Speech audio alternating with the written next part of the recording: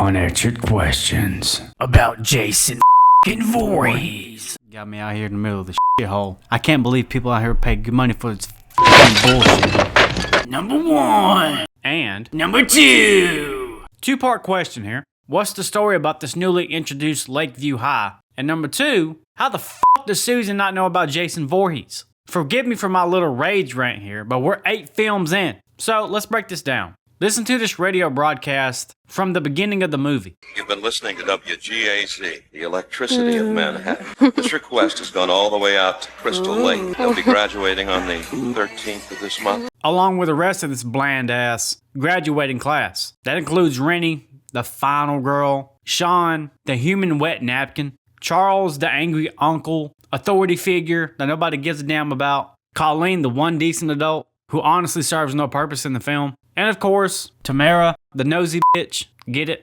Nose. Now, the exact location of Lakeview High is never made clear. Some people say it's at Camp Crystal Lake. Probably not. It's more likely somewhere nearby. Maybe somewhere in Wessex County, but definitely somewhere in southern New Jersey. But honestly, it doesn't even matter. Because no matter where you are in New Jersey, you've heard about Jason fucking Voorhees. We're talking about a guy whose body count spans decades. Dozens of victims. Multiple massacres. Camp counselors. Locals. Cops. Hikers. Dogs. Stoners. Everybody. Jason is New Jersey's biggest natural disaster. And this girl's out here acting like she didn't know about Jason Voorhees or Camp Crystal Lake. Judging by the stupid ass look on her face, I'm pretty sure the voice in her head is nothing but elevator music.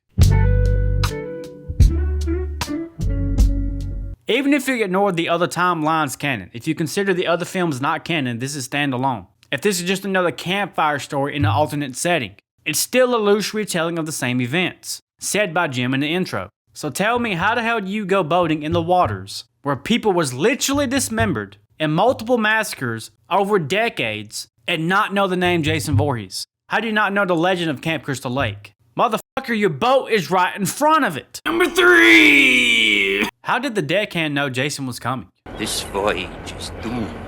Now, if we aren't breaking the fourth wall of the film and chopping it up to be a Crazy Ralph Easter egg, I have a pretty solid theory to his paranoia. Pay attention to the scene very closely. He's actually the only one to see Jim's boat wash up near the dock. He even sees the blood on the window. And how does he know who that boat belongs to, you may ask? Well, it's been established that Susie and Jim hasn't shown up yet, and everyone is already concerned. Jim Miller and Susie Donaldson never showed up, and I'm more than a little concerned. Also take in mind, the radio broadcast was dedicated to them as well. This request has gone all the way out to senior class at Lakeview High. All right. Now, the sad part about these characters like Ralph and the deckhand is that they are always labeled as the paranoid crazies, but they always end up right, and they ultimately pay the price at the end. So to sum this up, the legend of Jason is still in the air. There was this boy named Jason Voorhees. He hears the radio broadcast, he sees the bloody boat, he tries to warn everyone. You're all gonna die. Jason Voorhees. He even hears JJ scream and tries to warn them one final time, and no one listens, but he dies trying. Poor guy. Number 4. Are you enjoying the video? I really hope so. Recently, the 10 things I still can't explain about the Friday the 13th franchise and the Halloween franchise have blown up. And make no mistake, I am very thankful for that. That's why I just launched the brand new YouTube membership program. Don't feel obligated, but I would love you to join. You will get exclusive videos just for members every single week. I'm even doing monthly giveaways to one lucky member as a token of my appreciation to give back. We will also be having member-only live streams every month, where once a month we all come together and have a great time. We have also just launched a brand new Discord. This is completely free, and I'm hoping to build up this community where we can all talk to each other more in depth rather than the YouTube comments. I will actually help you participate in me making these videos. With the 10 things I still can't explain series going on and continuing to other franchises, if you point out something that really intrigues me, I will give you credit in the video. There's also a general section that we can just talk and bullshit and hang around. Both the YouTube membership and the Discord have many perks that you won't find on the main channel. With all that being said, thank you for your continued support. Now back to the video. The real number 4. What happened to Wayne's tapes? Now, one of the biggest but overlooked mysteries in the franchise is that photo Sheriff Tucker had of Jason in Part 5. It's greatly debated on how he got that photo. I always thought it was CCTV security footage from the hospital. Can I prove that? I can't prove shit. I can't prove any of this. My point is, it's not that often that Jason gets caught in 4K. In this instance, 480p. Now, despite whether you consider this movie canon or not, I'll give my answer later in the video. Any timeline will have the general rule. Jason committed multiple massacres years ago, and any future events will become campfire stories because they can't prove or they choose not to prove that Jason was ever there for some reason. Wayne actually got that proof. He even films himself accidentally killing that deckhand when he blows his lungs outside of his back. So who's the real killer here? Holy shit, Wayne? Zoinks! Now I already know what the argument's going to be. The tapes got destroyed in the fire or they got flooded out. But I disagree, and here's why. After Wayne gets yeeted and cooked, literally, fire, and a huge fire breaks out. Luckily, Jason was nice enough to pull the fire alarm. But then the fire is immediately put out by the water pouring into the ship. Now, I'm no ship guru, but I have spent a large majority of my childhood on ships. It's funny when I meet people, they're like, you got that southern drawl, you from the south, ain't you? I'm like, bitch, I'm from Florida. Now, cruise ships and other large ships have what's called bilge pumps that pump water out in emergency cases like this. These are normally on a separate emergency power supply in case the main control malfunctions. This water would have been pumped up rather quickly. The other argument is that the Lazarus sank, which I also disagree. There is no reason for the boat to sink. There was no major damage to the ship. A fire alone wouldn't have been enough to damage those steel walls. And the fire was put out rather quickly as seen in the film. Now the VHS tape itself, being encased inside the recorder, are normally water resistant. Not waterproof, water resistant, because of the outside elements like rain. There's a good possibility that this tape actually survived. So this would be the rarest instance in the whole franchise that there would be physical proof of Jason's return. Now that's an interesting story. Could you imagine that? So what do you think, chat? What really happened to Wayne's tape? Ooh, baby. Ooh, baby. Did Jason kill the people at Camp Crystal Lake? Now I will admit the whole addition to the New York inlet somehow attaching to Camp Crystal Lake is stupid. It's not that far of a reach if you think about it. If you still base this off of the original location of the camp, it's possible. Possible, but dumb. But what catches my eye here is this scene. Watch very closely.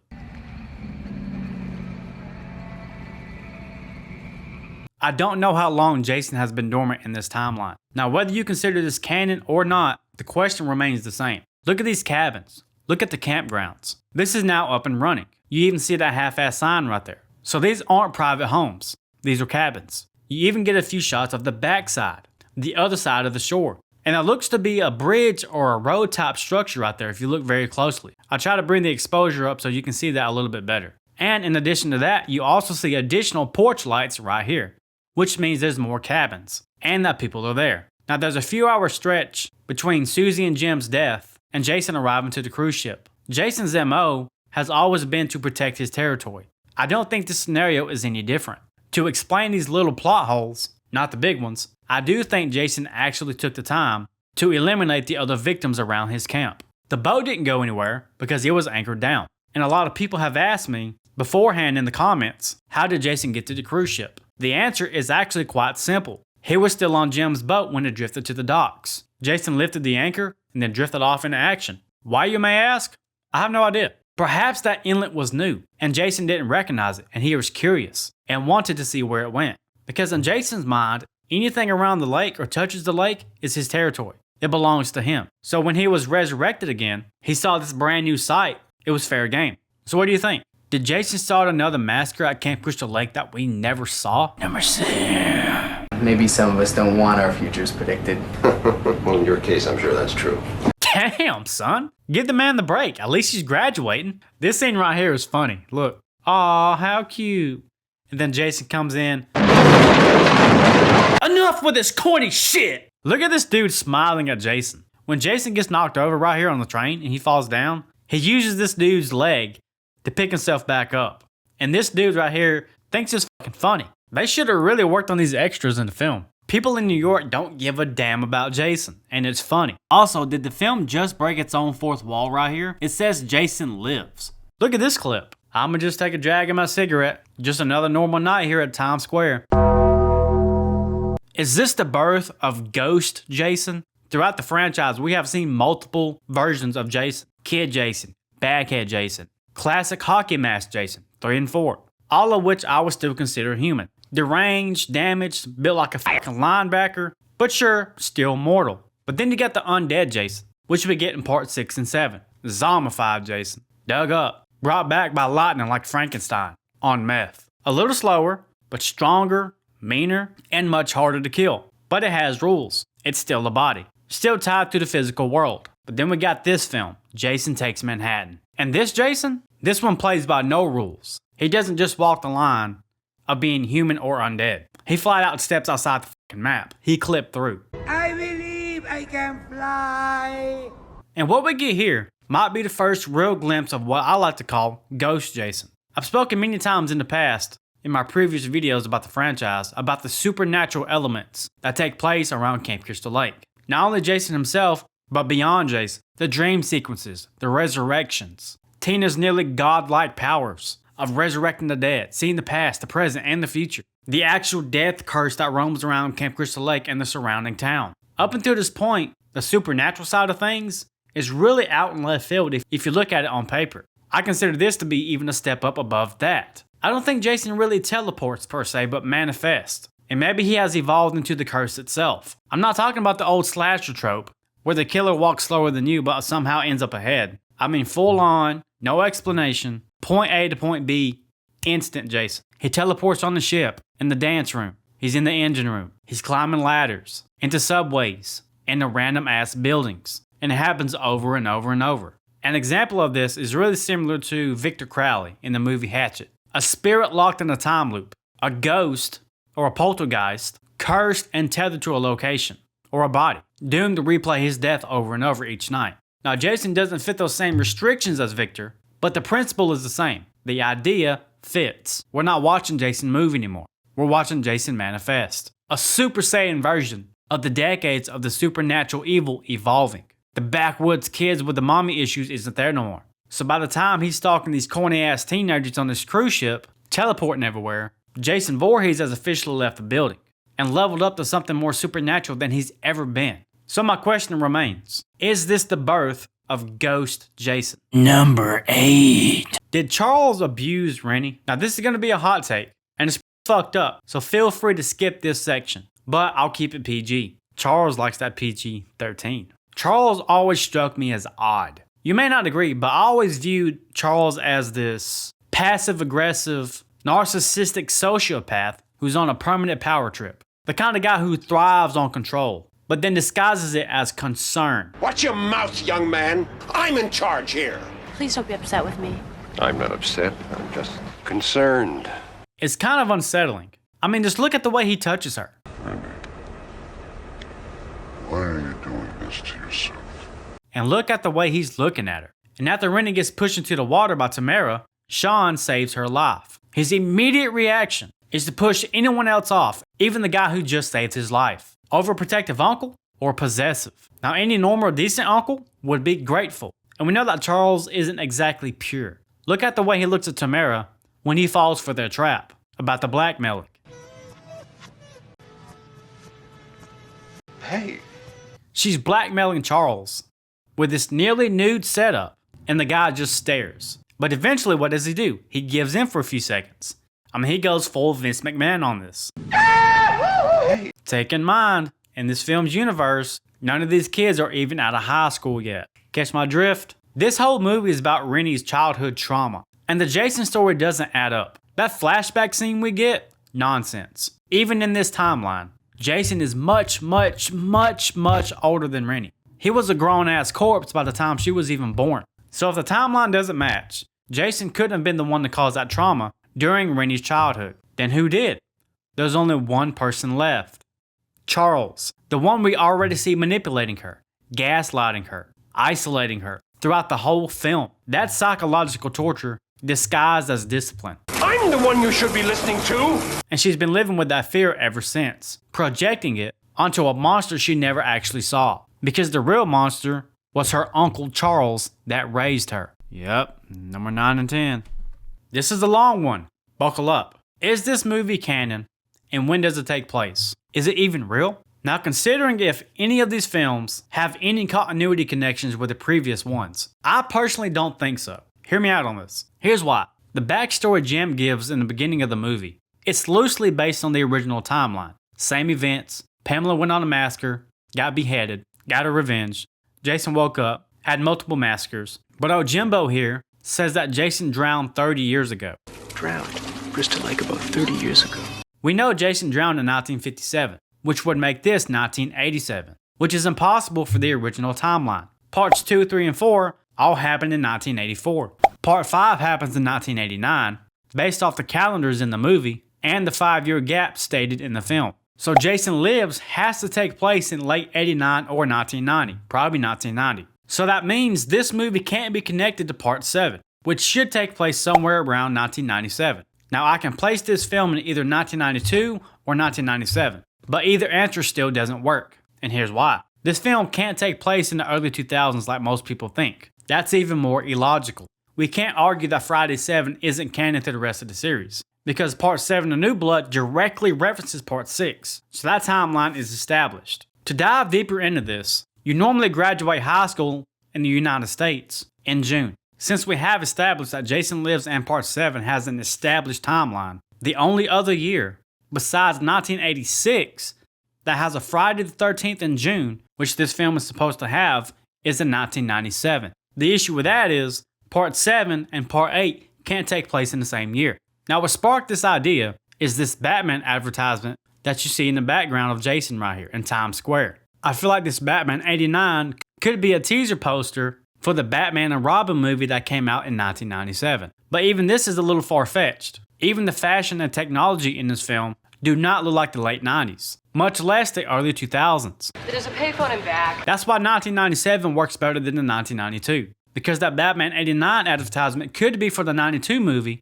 Batman Returns. But again, we have established that that's impossible, because that means that this film directly ignores Part 7. And the graduates go on their last trip before they take their final exams. We know this because Tamara has to finish her biology project for Charles. Why would she have to finish a biology project after she graduated?